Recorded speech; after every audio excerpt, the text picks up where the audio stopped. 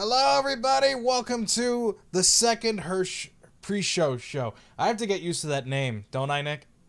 Yeah, I mean, we might have to work the details out on that one, but Yeah, I came up with that name because it was fun. I liked it. But anyway, we're here for another pre-show. We have another episode coming out in just about an hour and a half from now. Noel McNeil's. This is gonna be fun.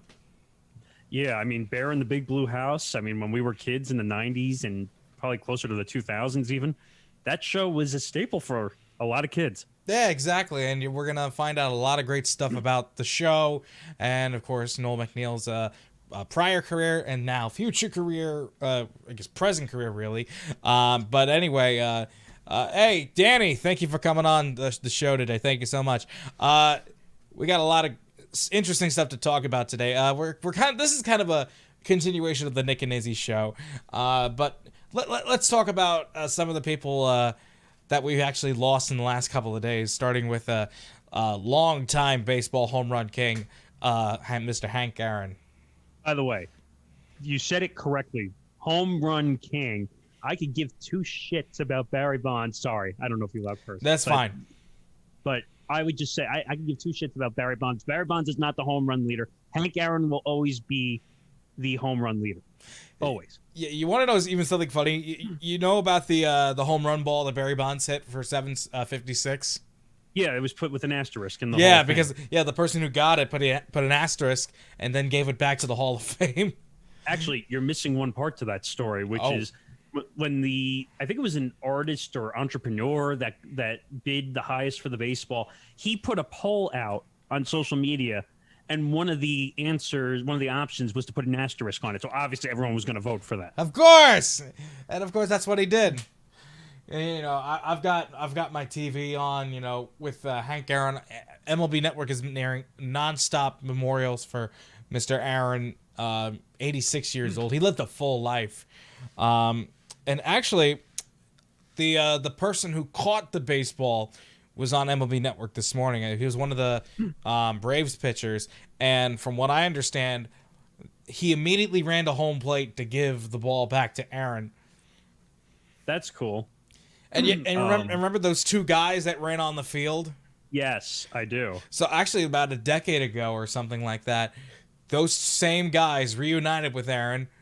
I believe one of them did pass away, though, a few years after that. But they all reunited. They never talked to him since that incident until then. I mean, you're talking about a time in history when security obviously was not the highest. No. At baseball games, fans were running on the field for milestones, and it was an awkward time. Now, by the way, we got to talk about this. Was back in a time Hank Aaron was playing in the majors when black athletes had a hard time as it was getting on the field to play. Exactly.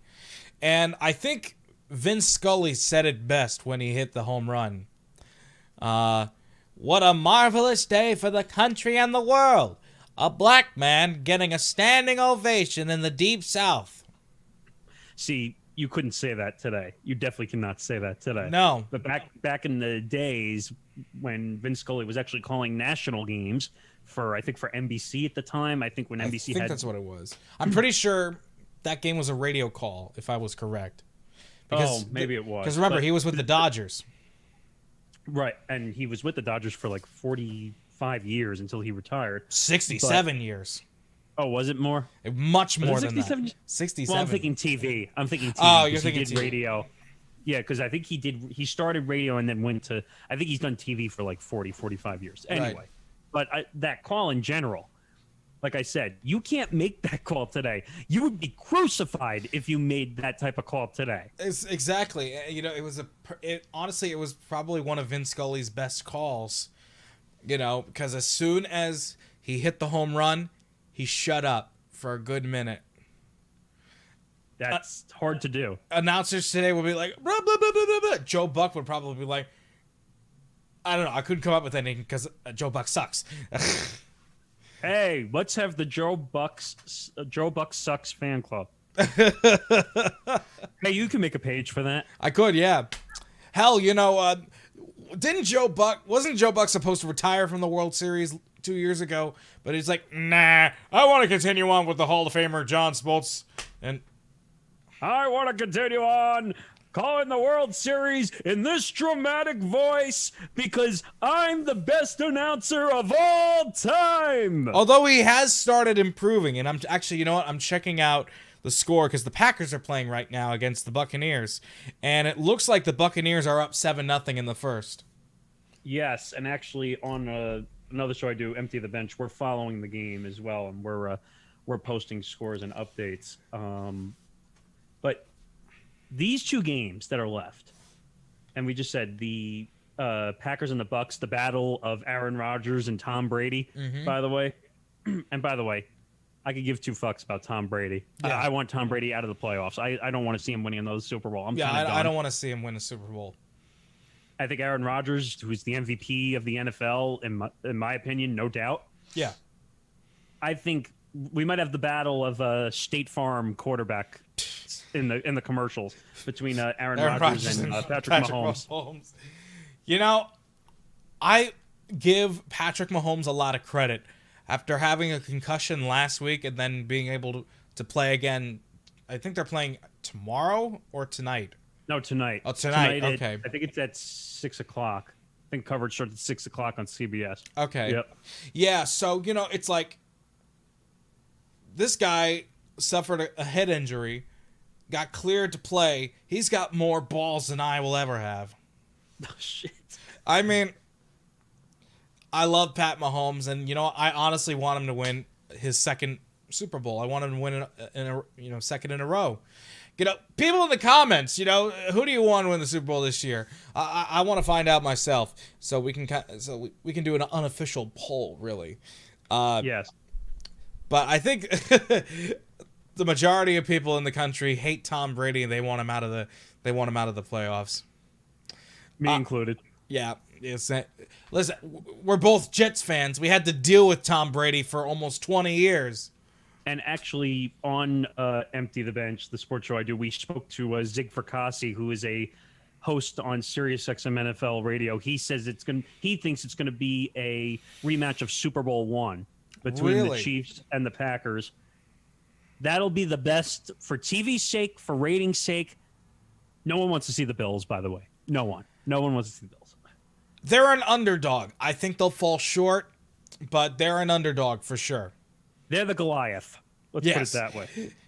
It's going to take a miracle to beat Pat Mahomes, and I'm probably jinxing myself right now. Don't get me wrong. Josh Allen, the quarterback of the Bills, has had an incredible year, and he's going to improve, and he's come through in a lot of different ways. But I'm sorry. I think the Bills' time is kaput, over. Remember that guy like maybe 30 years ago where it's like, no, it's the Bills, yeah, and then they like get blown out by the Cowboys. God, don't even talk. I feel bad for Dallas Cowboy fans. Yeah. Go ask Skip Bayless. Go ask Skip Bayless how he feels about the Cowboys. Or Stephen A. Smith. We already know the answer to that, so yeah. How about them Cowboys? Game Show Fan 2001 says, I just want to know who's performing at the Super Bowl. I think The Weeknd is the halftime show. It is The Weeknd. The Weeknd is the headline performer. I'll get you that information while we're talking about it. Yeah, so, you know, this is a big one. And, of course, now, speaking of baseball, now the Mets are probably looking to get Trevor Bauer on a 4-year deal. We don't know the logistics of it yet. The Yankees. Do you really want that head case in New York? Do you? I don't necessarily think. If you had to think about it for a couple seconds, then that gives it away partially. I don't think his off-field antics are that bad per se. Yes, he is a bit of an airhead, but he's a damn good pitcher. I don't think he's as bad as Matt Harvey because Matt Harvey was a prima donna. Oh, God. I got to meet Matt Harvey, actually. Really? My friend and I, his cousin worked in the ticket office at the time for the Mets, and he got us in early into Citi Field, and they were doing an autograph signing for people who could get inside, And who were the people? It was Matt Harvey, and it was Mr. I Saved the No-Hitter, Mike Baxter. Oh, wow. That's a pretty big lineup. I bet people were like, you gave your body for history. I mean, it's kind of ridiculous, though, that that's your only claim to fame, that you saved the no-hitter. Yeah, you saved a no-hitter by getting hurt. Yeah, essentially. Yeah, so moving on from that, let's talk about probably one of the biggest names in broadcasting, Mr. Larry King, passing away at the age of 87. Yeah. Now, we don't know per se what he passed away from, but I can definitely say that COVID was probably a factor in it. I don't think it was the main cause of it. He's had other health issues before. Is that rule still apply, by the way, where even if you don't die from COVID, that it's still considered COVID-related death? I think because of the fact that he was hospitalized with coronavirus, and I think he was in the ICU for it. So it's going to count as a COVID-related death, then? Probably. Which is dumb, because some people are not... They might be dying in correlation to the COVID-19, not with it. So Exactly. they're counting them.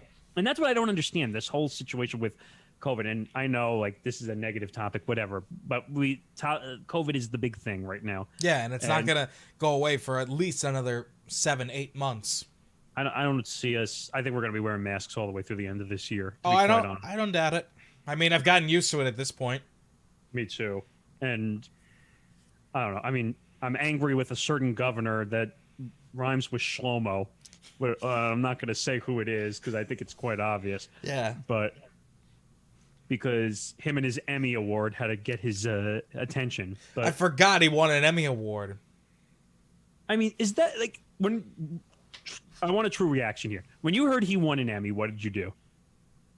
I'm like, why? That's the first thing I reaction said. Is confusion. Your first reaction is confusion. It was confusion. I was genuinely confused. What he deserved to do, what he did to deserve an Emmy. I really don't know. I thought it was a joke. I thought so too. I thought it was one of those hoaxes that you would find on The Onion, but no, it was legit. I mean, or I thought someone hacked his Twitter account. Right. I liked what Cuomo did in the beginning. I liked what he did in the beginning, but now he's kind of overstepping his stuff. Well, go ask Hannity what it's like to get your DMs hacked into. Pew! Pew, pew, pew, pew! Shots fired. You do know that happened, right? No, I do know that. Because you notice, and I have to look it up on his Twitter, but it actually says now that he will not take any DMs whatsoever because of that. Wow. Well, has he have them disabled? It says, yeah, they are disabled. It says, due to hackings, no DMs. Oh, Lord. You know Lord. what I don't get either? So the ratio between following and the amount of followers. So he has 5.3 million followers, but he only follows 6 people. Yeah. That's pretty much what all the bigger people do. But I don't get it. Like, you should want to follow some of those people back since you have 5.3 million people following you. Yeah. At least I would. Yeah, exactly. I would too.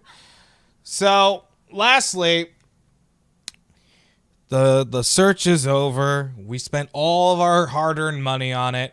You know what I'm talking about. We're talking about the lottery. We're talking about the Mega Millions. Somebody in Michigan, all the way out in Michigan, because we're based out of New York. Somebody in Michigan won the $1 billion jackpot. Nobody else.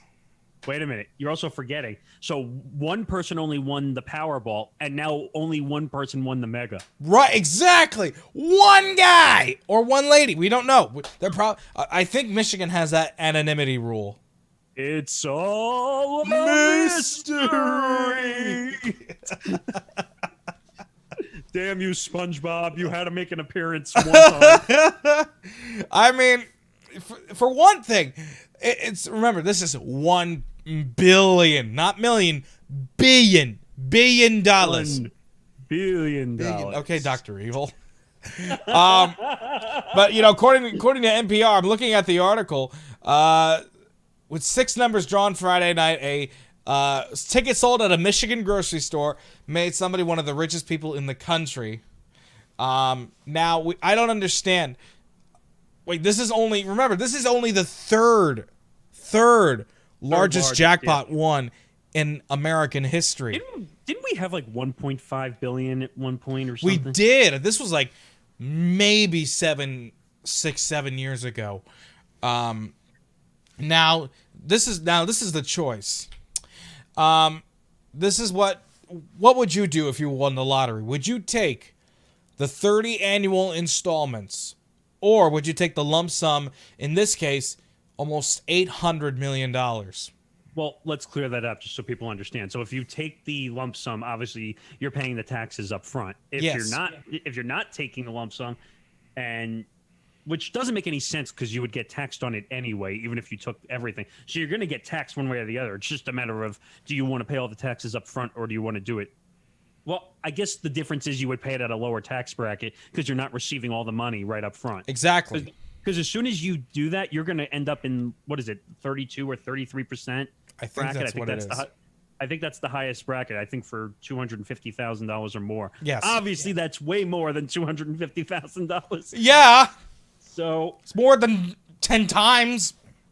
I mean, it depends. Like, if you're 18 years old, maybe you can take the annual installments and get the whole thing. But for me, just give me the damn money. Yeah, give me the money. I'll take care of it in the bank. We'll figure out what to do with it. You and the 10 million investor people, financial advisors that are going to call you. Oh yeah, you're gonna. I can do it. I can take your money. You're gonna get hounded with phone calls. You're gonna get hounded with requests from people that you don't even know. Like, can you spare so much? Can you spare so? No. No, you mean that 10th distant uncle or cousin? Yeah, right. You're the one that from Timbuktu that you never met before, not even online. That just randomly finds your number because somehow it's public information, and it's just like, I need money. No, you know what? Instead of the Nigerian prince coming to you and scamming you, the Nigerian prince is going to ask you for money. Yeah, right. And I keep, you get those scam emails. It's like, hey, I'm Powerball jackpot winner. This, that's now becoming a thing, and that's scary. That's a little scary. That's like I think you and I had this discussion about like the numbers that call the scam numbers. Now it's the first 3 digits of your phone number. Wow. So like I'll look at the phone, 516, my area code, and then my first 3 numbers of my phone. So it'd be 516 and then whatever. And I'm like, wait a minute, they're doing that on purpose, so you have to pick it up. Exactly. So I just wait for the fucking voicemail. If they don't send a voicemail, then it's a scam. Wait a minute, should I tell the quick story of what I did at the college radio station when when I had a scam, a person called the request line at the college radio station? Ooh, yeah, tell us. Do you think this is interesting or no? Well, let's see. Let's find out what you did. So this was back when I was at National Community College here in Long Island, from people who are listening now, outside the country even.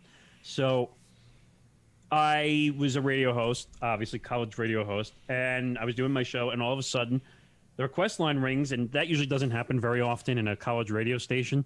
So I pick it up, and it's not a automated scam. It's a real scam. Oh. Like someone, how rare is that? That is rare.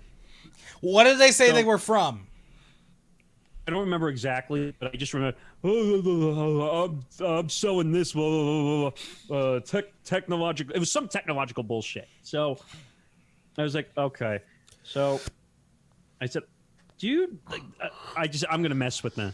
So I put them back down on hold, and then I put them all over the air with me, and I started having a conversation with them.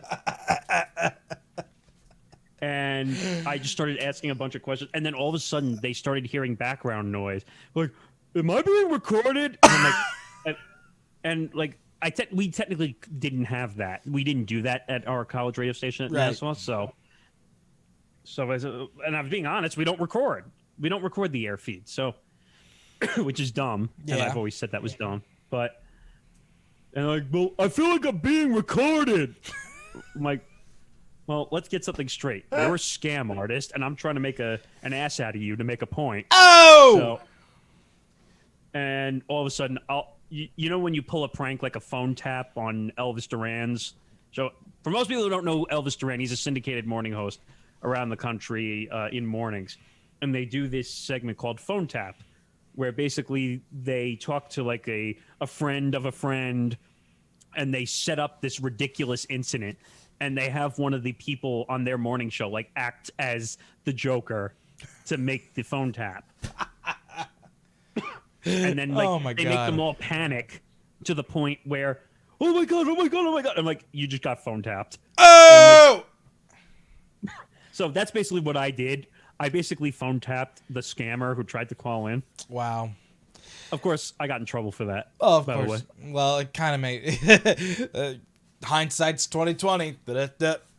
No, but I'm saving the radio station from getting a scammer. You know, you could have just hung up, but yeah. But that's no fun. Yeah, exactly. Radio is, for most people who don't understand radio is theater of the mind. You and I know that. Mm-hmm. And unfortunately, we know a certain place that doesn't know theater of the mind, but that's for another day. We'll find out in a couple weeks.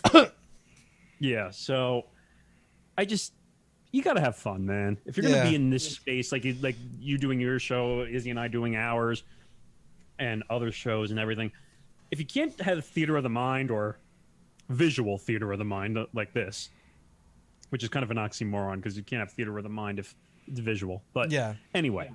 And I think it's coming up to the point where we're getting near the end of our show. It's time for our newest segment, or not our newest segment, it's our favorite segment, the Decades Game. All right. Oh, no. All right, Nick, I'm going to put you on the spot once again. You failed miserably last time. You and Izzy failed miserably this time. I got some of them right. You got some of them right. I'm going to ask you 5 questions on a certain decade. Which decade are you hoping for? Either 90s or 2000s. All right, here we go. What are we gonna get? 2010s. By the way, you timed that perfectly, by the way. When that wheel stopped. That was pretty good. All right, so I'm going to ask you questions from the last decade, the 2010s. I might have a shot. You may have a shot at this, so let's get started, shall we? All right, here is your first question. And it goes like this. Which iPhone came out in 2012? Is it iPhone 4S, iPhone 5S, iPhone 5, iPhone 6? 10 seconds. Nah, I'm going to have no idea.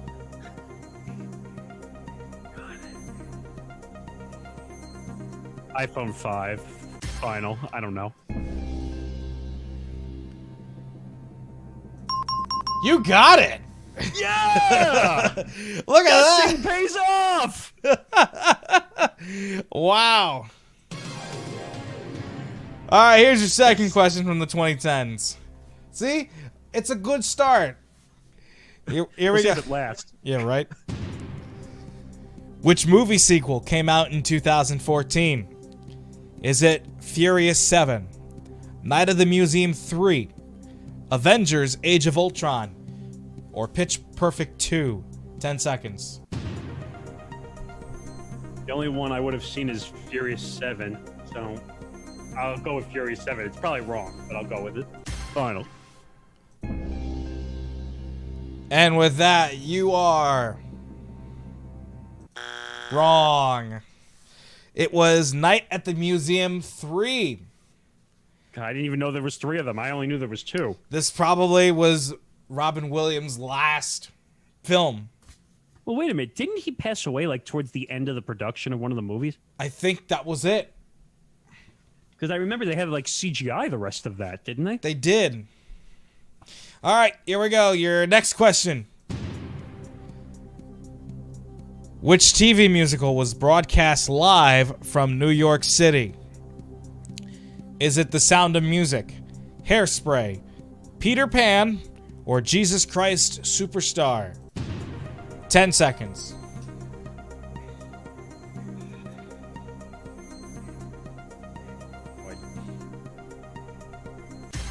All right, I need an answer from you.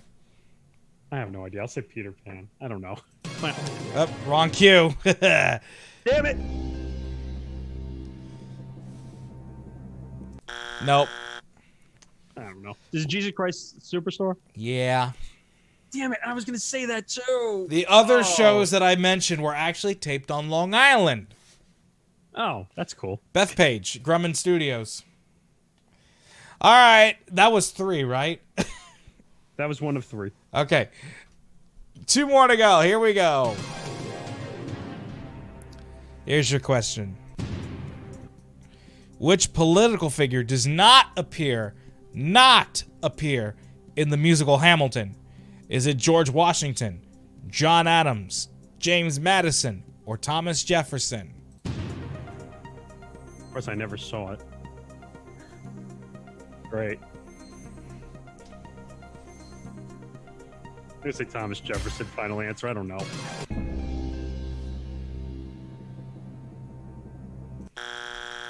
Looking for John Adams. I never saw it, so I wouldn't have Me known. neither. I never saw it either.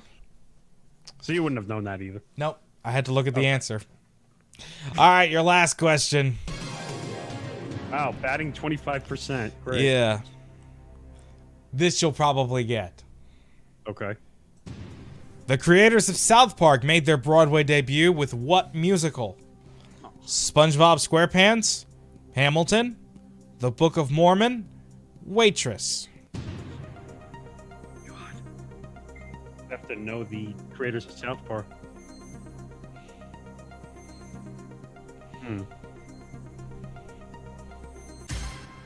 It's either going to be Book of Mormon or SpongeBob. Which Need one? an answer. I'm going to say Book of Mormon, but it's probably wrong. Final. You got it! Yeah! The only reason I thought is because isn't Book of Mormon kind of dirty like Yeah. South Park is? That's where I put the 2 pieces together. Matt there. Stone and Trey Parker are the creators of South Park. Okay.